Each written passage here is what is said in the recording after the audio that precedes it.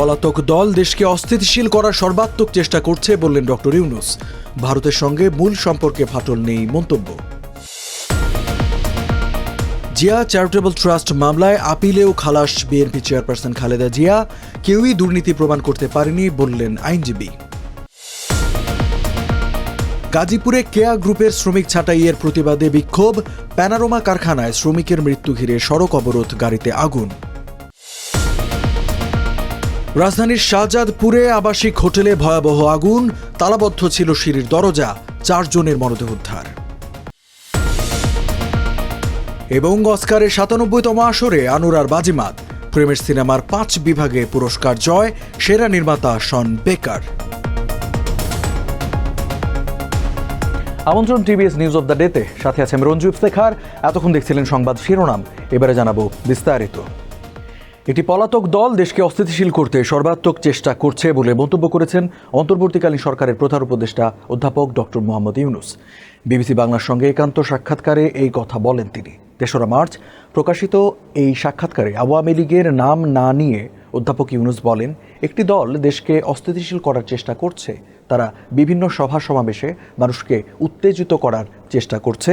সাক্ষাৎকারে অধ্যাপক ইউনূস আইন শৃঙ্খলা পরিস্থিতি নিয়ে বলেন, অপরাধের পরিমাণ মোটেই বাড়েনি, আগের মতোই রয়েছে। তবে তিনি স্বীকার করেন, পুলিশ এখনও পুরোপুরি আস্থার সঙ্গে কাজ করতে পারছে না। ভারতের সঙ্গে বাংলাদেশের সম্পর্ক এখন কোন পর্যায়ে আছে জানতে চাইলে অধ্যাপক ইউনূস বলেন, খুবই ভালো, আমাদের সম্পর্কের কোনো অবনতি হয় নাই।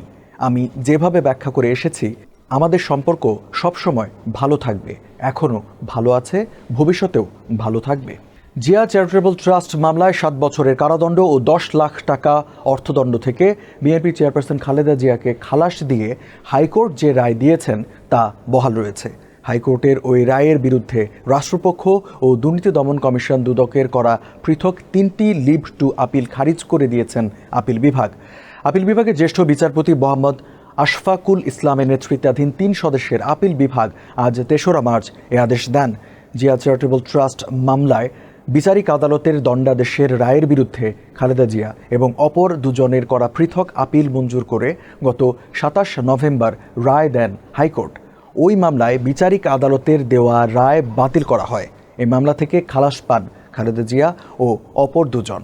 আপিল বিভাগের আদেশের পর খালেদা জিয়ার আইনজীবী ব্যারিস্টার মাহবুব উদ্দিন খোকন সাংবাদিকদের বলেন, এই মামলায় 33 জন সাক্ষীর সাক্ষ্য খালেদা জিয়ার বিরুদ্ধে কোনো অপরাধ প্রমাণ করতে পারেনি, যেটি হাইকোর্ট তার রায়ে বলেছেন। গাজীপুরের জরুন এলাকায় কেয়া গ্রুপের নিট কম্পোজিট ডিভিশন ও এমপি সোয়েটার্স লিমিটেডের কারখানা বন্ধ ঘোষণার 2 মাস আগেই 2203 জন শ্রমিক ছাঁটাই করা হয়েছে। এর প্রতিবাদে সোমবার 3রা মার্চ সকালে শ্রমিকরা কারখানার সামনে বিক্ষোভ করেছেন। গত 2 জানুয়ারি জরুন এলাকার কেয়া গ্রুপের 4টি কারখানা আগামী 1 মে থেকে স্থায়ীভাবে বন্ধ ঘোষণা করে মালিকপক্ষ। বাজার অস্থিতিশীলতা, ব্যাংকের সঙ্গে হিসাবের অমিল, কাঁচামাল অপর্যাপ্ততা ও কারখানার উৎপাদন কার্যক্রমের অপ্রতুলতার কারণ দেখিয়ে এই সিদ্ধান্ত নেওয়া হয়। একই দিন বিক্ষোভ হয়েছে মহানগরীর ভোগড়া বাইপাস এলাকায়। সেখানে প্যানারোমা অ্যাপারেন্স লিমিটেড নামের একটি পোশাক কারখানার এক নারী শ্রমিকের মৃত্যুর ঘটনাকে কেন্দ্র করে ঢাকা ময়মনসিংহ মহাসড়ক অবরোধ করে বিক্ষোভ করেছেন শ্রমিকরা। এ সময় তারা কারখানার ভেতরে প্রবেশ করে ভাঙচুর চালান এবং কয়েকটি যানবাহনে আগুন ধরিয়ে দেন। পরে সেনাবাহিনী ও পুলিশ ঘটনাস্থলে গিয়ে পরিস্থিতি নিয়ন্ত্রণে আনে। ঢাকার শাহজাদপুর এলাকায় একটি আবাসিক হোটেলে আগুনে 4 জন নিহত হয়েছেন। 3রা মার্চ বেলা 12টার দিকে সৌদিয়া হোটেলে এই অগ্নিকাণ্ড ঘটে। খবর পেয়ে ফায়ার সার্ভিসের 2টি ইউনিট ঘটনাস্থলে গিয়ে বেলা 1টার দিকে আগুন নিয়ন্ত্রণে আনে। ফায়ার সার্ভিসের মিডিয়া কর্মকর্তা তালহা বিন জসিম বলেন, 6 তলা ভবনের 2য় তলায় আগুন লাগার খবর পেয়ে বেলা 12:30টায় আগুন নিয়ন্ত্রণে কাজ শুরু করে ফায়ার সার্ভিস। 2টি ইউনিটের চেষ্টায় বেলা 1:04 আগুন নিয়ন্ত্রণ করা সম্ভব হয়। পরে ভবনটি তল্লাশি করে 6ষ্ঠ তলা থেকে 4 জনের মরদেহ উদ্ধার করা হয়েছে। একজনকে ওয়াশরুম থেকে ও 3 জনকে সিঁড়ি থেকে উদ্ধার করা হয়েছে। সিঁড়ির দরজা তালাবদ্ধ ছিল। নিহত 4 জনই পুরুষ জানালেও তাদের নাম পরিচয় তাৎক্ষণিকভাবে জানাতে পারেননি তিনি। গুলশান থানার এসআই পলাশ হোসেন বলেন, মরদেহ উদ্ধার করে ময়না তদন্তের জন্য হাসপাতালে পাঠানোর প্রক্রিয়া চলমান রয়েছে। আমরা তাদের নাম পরিচয় জানার চেষ্টা করছি। আলোচনার শেষ মুহূর্তে এগিয়ে আসা আনোরা চলচ্চিত্রের ঝড় উঠল অস্কার মঞ্চে। প্রেম, নারীর সামাজিক অবস্থান এবং সাংস্কৃতিক সংঘাতের প্রতিচ্ছবির সিনেমা আনোরা জিতে নিয়েছে একাডেমি অ্যাওয়ার্ডসের ৯৭তম আসরে সেরা চলচ্চিত্রের পুরস্কার।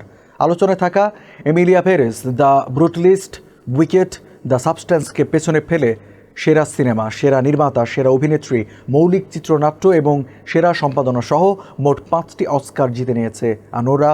মনোনয়নে ৬ শাখায় নাম ছিল পরিচালক শন বেকারের এই সিনেমাটি। যুক্তরাষ্ট্রের লস অ্যাঞ্জেলসের ডলবি থিয়েটারে ২রা মার্চ সন্ধ্যায় অস্কারের জমকালো আসরে এই পুরস্কার ঘোষণা করা হয়। আনোরা সিনেমা পরিচালনার জন্য নির্মাতা শন বেকার পেয়েছেন সেরা পরিচালকের পুরস্কার। সেরা অভিনেত্রী হয়েছেন আনোরায় অভিনয় করা মাত্র ২৫ বছর বয়সী মাইকি ম্যাডিসন। দ্য ব্রুটালিস্ট সিনেমায় অভিনয়ের জন্য সেরা অভিনেতার পুরস্কার জিতেছেন অ্যাড্রিয়ান ব্রোটে।